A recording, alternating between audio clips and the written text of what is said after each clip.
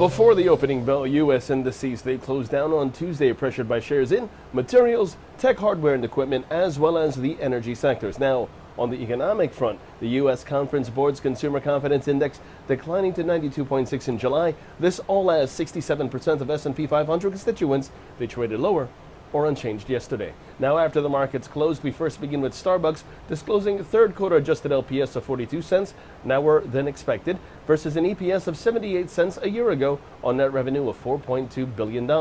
General Electric gaining some ground before hours after posting quarterly sales and free cash flow that beat expectations. At the same time, AMD, that's Advanced Micro Devices, announcing second quarter adjusted EPS of 18 cents, above expectations and up from 8 cents a year ago on revenue of $1.9 billion.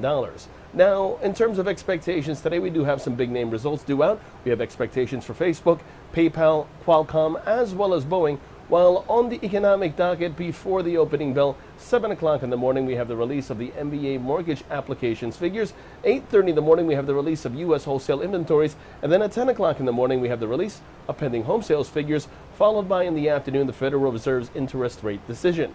Taking a look now at the markets, the S&P 500 is where we begin. That sees its key interest rate 32.24, and that's in focus.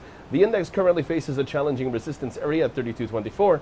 Short positions below 32.24 are favored with targets at 32.04 and 31.91 in extension. The Nasdaq, meanwhile, that's under pressure. This while the Dow Jones, that continues to see the downside prevail.